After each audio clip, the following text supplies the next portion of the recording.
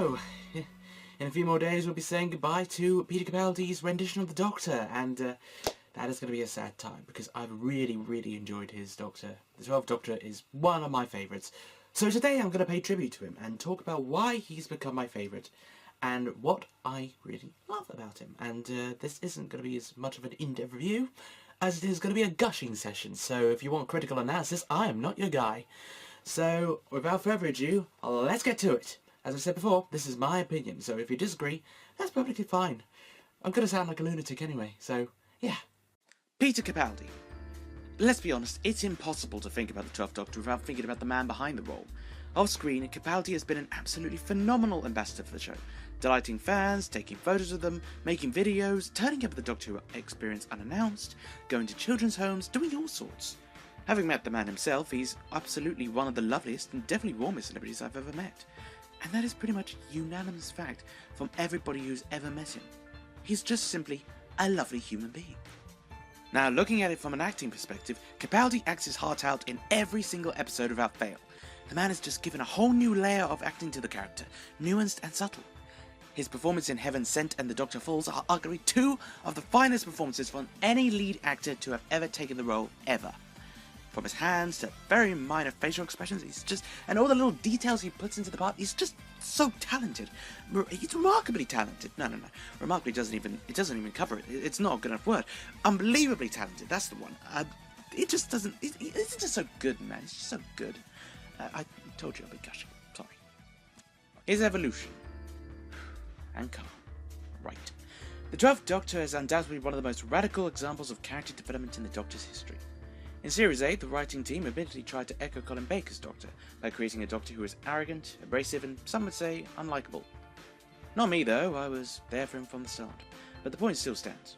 He began always wondering if he was a good man, no doubt in part due to his role in the 1,000-year war on Trenzalore.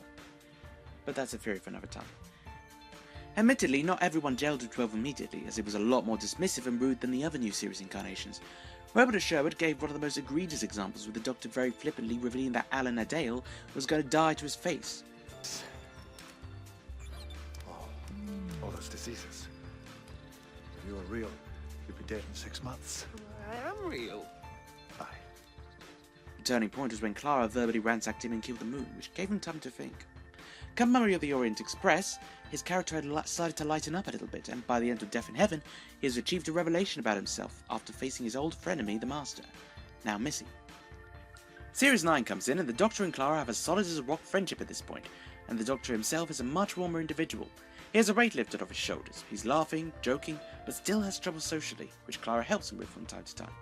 A point of comparison can be the fact that 12 is now openly hesitant about telling Riggsy his potential fate, versus that similar moment in Robert of Sherwood. What's he doing? He's making an effort to be nice. There's no nice way to say you're about to die. What?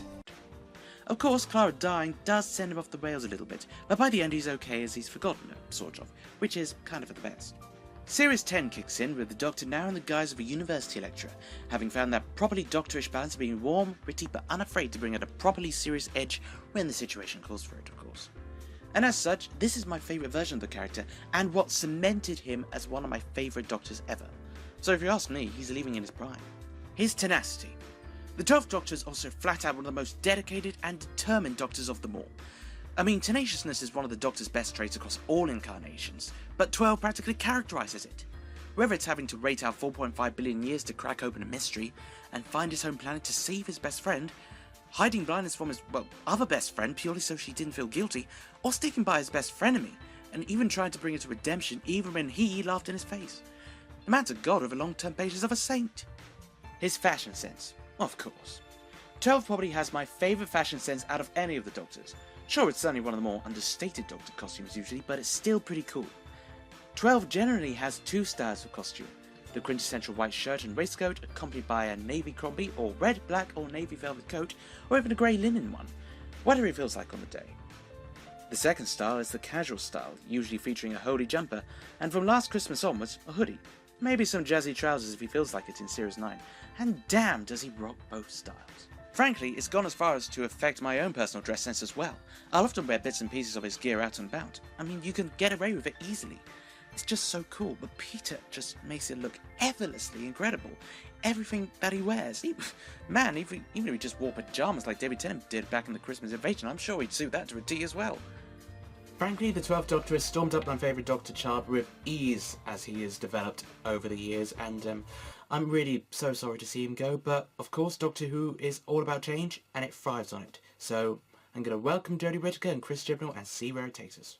But for now, Peter Capaldi, you have been incredible. I know you're probably never going to watch this, but you have been simply incredible and sublime in the role, and I've loved every minute of your acting, and you've just blown all preconceptions about your Doctor back in 2013 out of the water and have become just exceptional in my eyes. So thank you so much for both inspiring me in many ways, with my dress sense, my personality, being a better person, and everything, all of your off-screen duties and everything, and you've been such an incredible ambassador to the show. Oh god, I sound like a lunatic. I knew I would. But yeah, you've been amazing.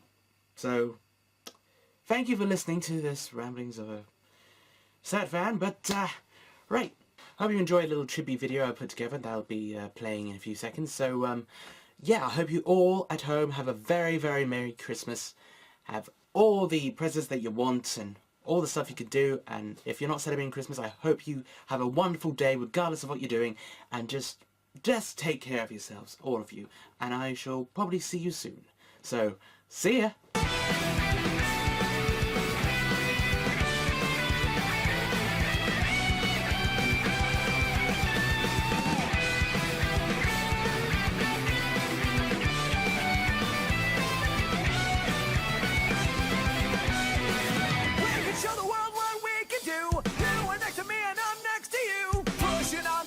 Until